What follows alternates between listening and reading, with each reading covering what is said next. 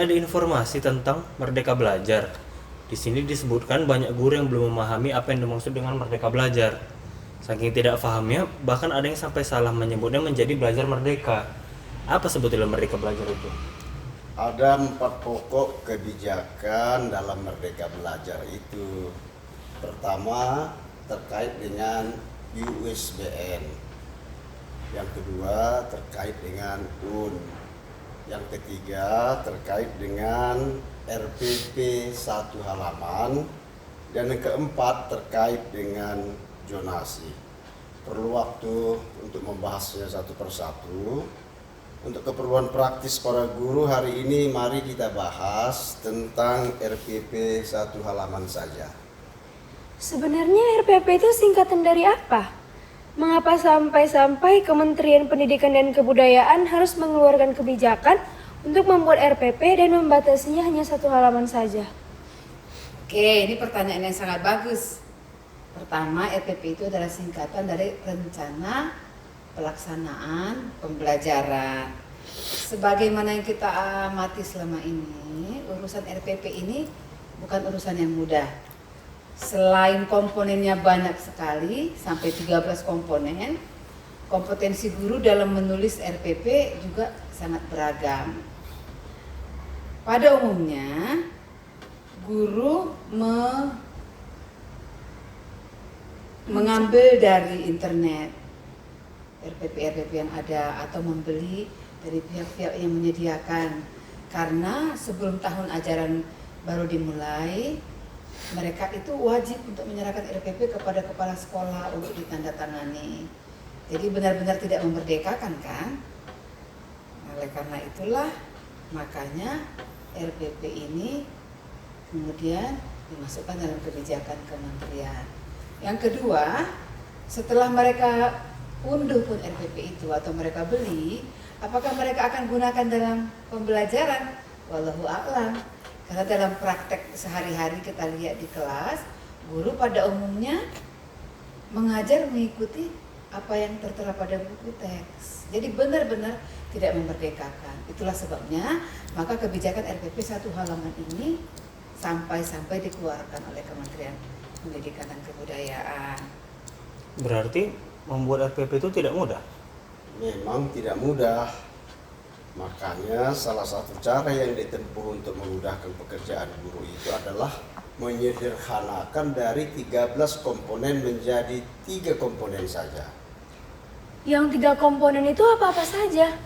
Nah, pertama menyangkut tujuan pembelajaran, kedua menyangkut aktivitas belajar, dan ketiga berkaitan dengan asesmen atau penilaian. Apakah setelah menjadi 3 komponen, guru-guru sudah mampu membuatnya? Nah, pertanyaan ini bagus sekali. Mungkin secara umum bisa, tetapi esensi yang paling penting dari RPP 1 halaman itu perlu dikaji lagi.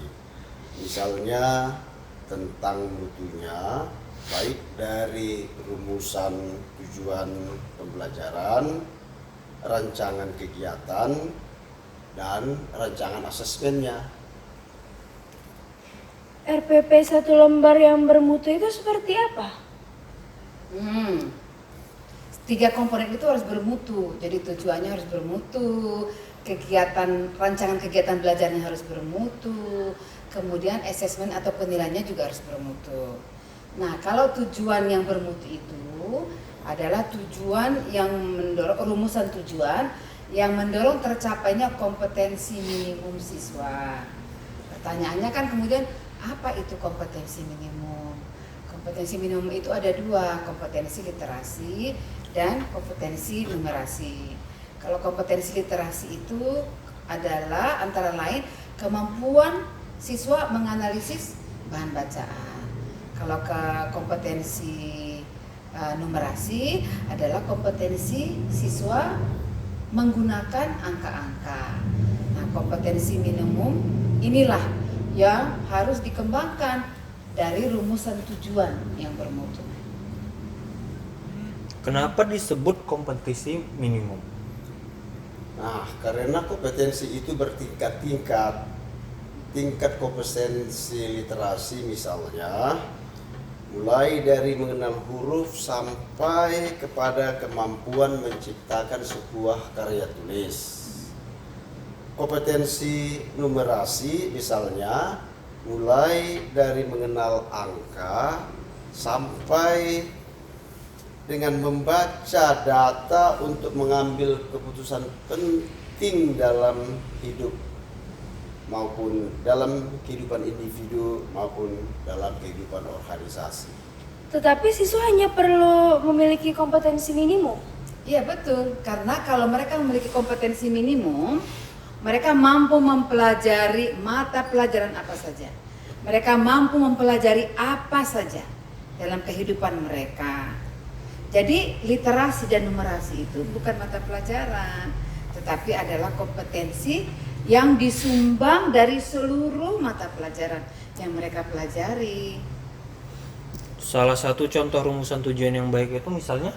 Ya, misalnya siswa mampu mengembangkan sebuah cerita yang dibaca dalam konteks yang berbeda. Berarti setelah membaca, siswa diminta mengembangkan cerita. Bagaimana kegiatan belajar terbaik yang dapat dirancang guru agar siswa mencapai tujuan itu? Nah, pertama, guru harus meminta siswa membaca sebuah cerita. Ya. Nah, misalnya cerita itu bisa diambil dari internet yang disediakan oleh pusat bahasa. Ya. Dari buku-buku cerita itu ya guru tinggal memilih cerita yang sesuai dengan tingkat sekolahnya gitu. Karena kalau membaca di kelas habis waktu ya, kegiatan belajar mengajar di kelas bagaimana? Nah itu tadi, kalau tujuannya adalah untuk mengembangkan sebuah cerita dalam konteks yang berbeda, maka kegiatan belajarnya pun harus memampukan siswa untuk mengembangkan sebuah cerita dalam konteks yang berbeda. Caranya misalnya dengan membantu siswa memahami cerita dari segi orientasinya, komplikasinya, dan resolusinya. Oh ya, kalau cerita harus ada unsur orientasi, komplikasi, dan resolusi. Jadi untuk membuat cerita baru mereka juga harus mempunyai ketiga unsur itu. Nah, guru pertama tadi guru harus memastikan bahwa siswa itu sudah membaca cerita di rumah dan guru perlu memeriksa apakah siswa sudah membaca atau sudah memahami dengan benar cerita itu.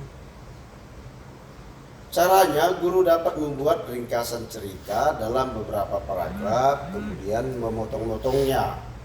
Siswa dapat diminta menentukan mana paragraf 1, paragraf 2, paragraf 3, paragraf 4, paragraf 5. Jadi maksudnya guru itu sebelumnya ada 5 paragraf cerita itu, memotong-potong cerita itu.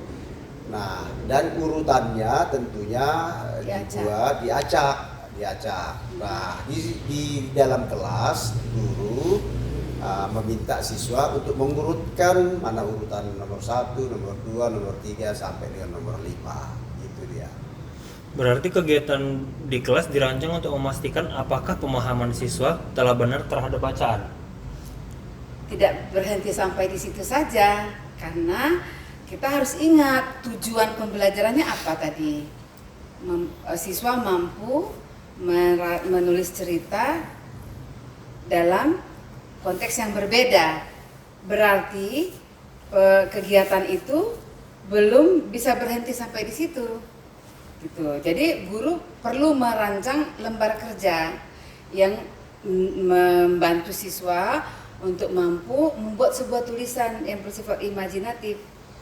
Jadi siswa bekerja berdasarkan lembar kerja itu. LK itu lembar kerja ya? Iya, LK itu lembar kerja, betul.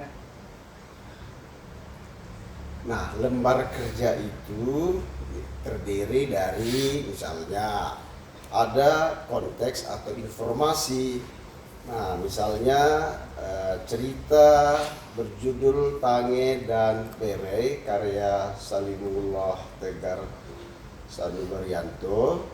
Nah, tugasnya Itu menjadi konteks informasinya ya. ya, Oke.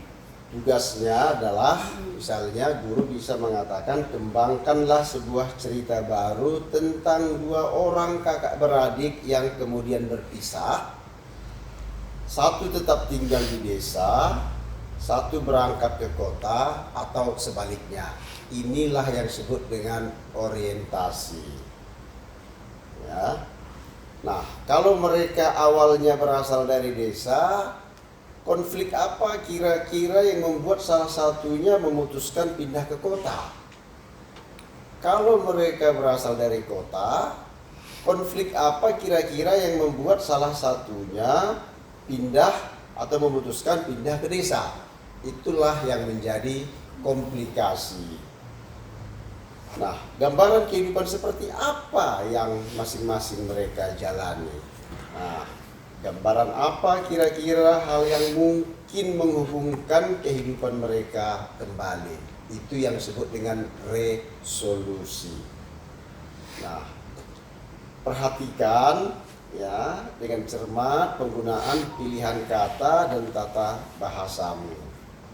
Misalnya itu perintah yang diberikan oleh guru, lalu lanjutan perintah itu mungkin jumlah kata yang akan ditulis minimal 250 kata. Jadi tujuan sudah dirumuskan, kegiatan sudah dirumuskan, termasuk lembar kerjanya. Komponen ketiga adalah asesmen. Bagaimana asesmennya dibuat? Nah ini dia, asesmennya tentu harus menilai sesuai dengan tujuan pembelajaran. Tadi itu tujuannya adalah untuk membantu siswa atau agar siswa mampu mengembangkan cerita dalam konteks yang berbeda gitu. Jadi tugasnya tadi sudah digambarkan Buya tadi, ada beberapa langkah dalam mengerjakan tugasnya. Kalau begitu penilaiannya dapat menggunakan rubrik. Jadi rubriknya harus sesuai dengan perintah yang ada pada lembar kerja. Misalnya jadi rubrik itu dalam satu tabel. Misalnya kita buat 4 kolom. Kolom 1 tentu nomor kan. Kolom 2 aspek yang dinilai. Aspek yang dinilai bisa orientasi, komplikasi, resolusi, kemudian tata bahasa dan pilihan kata, jumlah kata, karena tadi kan ada diminta dalam lembar kerja. Kemudian kreativitas itu perlu dinilai. Jadi misalnya untuk orientasi nilainya akan kurang kalau misalnya deskripsi latar cerita kurang sesuai dengan konteks kehidupan yang diceritakan. Tadi konteks desa dan kota kan. Jadi kalau deskripsi latar ceritanya kurang sesuai dengan itu, nilainya kurang. Nilainya maksimum apabila deskripsi latar cerita sesuai dengan konteks kehidupan yang diceritakan. Benar-benar menggambarkan kehidupan desa, benar-benar menggambarkan kehidupan kota. Itu misalnya. Kemudian yang kedua, deskripsi tokoh kurang jelas, menggambarkan kekhasan masing-masing tokoh. Itu kurang nilainya. Nilainya menjadi maksimum kalau deskripsi tokoh jelas menggambarkan kekhasan masing-masing kota. Masing-masing tokoh, Kemudian apalagi bayangan akan munculnya konflik tidak jelas, itu berarti nilainya kurang. Tapi kalau bayangan akan munculnya konflik jelas, itu nilainya maksimum. Konflik tidak jelas dan logis, itu kurang nilainya. Nilainya akan maksimum apabila konfliknya jelas dan logis. Resolusi tidak jelas dan logis, itu nilainya kurang. Resolusi jelas dan logis, tentu nilainya maksimum. Terdapat beberapa kesalahan, misalnya dalam hal tata bahasa dan pilihan kata, jelas nilainya kurang. Tapi tidak terdapat kesalahan dalam tata bahasa dan pilihan kata, nilainya maksimum. Nah, kalau dilihat lagi tulisannya, kurang dari 250 kata ternyata, nilainya tentu lebih rendah. Kalau ternyata sama atau lebih dari 250 kata, nilainya jadi maksimum. Tentang kreativitas misalnya, kita bisa buat hasil imajinasi mirip-mirip atau mendekati dengan cerita sumber, nilainya tentu kurang. Tapi kalau hasil imajinasi benar-benar baru, nah itu bisa nilainya menjadi maksimum. Jadi untuk penilaian guru membuat rubrik, menyiapkan rubrik. Dengan itu dia lebih mudah untuk menilai karya siswanya. Jadi secara lengkap RPP ini sudah terdiri dari ada rumusan tujuannya, ada kegiatan belajar, di dalamnya itu ada lembar kerja, kemudian sudah ada penilaiannya. 1 lembar itu bisa dapat. Mudah kan? Nah, Iya. jadi literasi itu letaknya pada bagaimana siswa bisa kembali membuat sebuah cerita dengan persyaratan-persyaratan yang dikatakan oleh Umi itu tadi. Jadi literasi itu bukan pada bagaimana Memahami cerita. memahami cerita, tetapi menciptakan karya, Sebuah menciptakan cerita karya dengan konteks yang berbeda. Nah, di situ letak literasinya itu. Kenapa konteks yang berbeda? Karena pada cerita yang Buya sebutkan tadi itu konteksnya adalah kehidupan di tepi pantai dan di atas gunung, Ya. begitu. Nah, jadi kita berikan tugas di konteks kehidupan yang berbeda, yaitu di desa dan kota. Ya. Tapi bukan berarti hanya itu pilihannya. Kalau siswa misalnya ingin mengembangkan cerita dengan kehidupan di bumi, dengan di planet, boleh saja. Jadi semakin kreatif mereka, semakin tinggi literasinya, dan mereka berarti semakin tinggi nilai yang dapat diperolehnya, begitu Bu ya. Ya. Iya. Berarti dengan RPP 1 lembar, guru terbebas dari tekanan kewajiban administrasi dan merdeka dalam mengembangkan pembelajaran secara aktif dan menyenangkan ya. Betul. Mudah kan mengerjakannya ya? Mudah kan? Iya gitu. Baiklah, terima kasih atas bincang-bincang kita sore ini Umi dan Buya. Contoh RPP 1 lembar yang telah kami bahas tadi dapat diminta pada Facebook kami yaitu Mutrita Salim. Assalamualaikum Warahmatullahi wabarakatuh.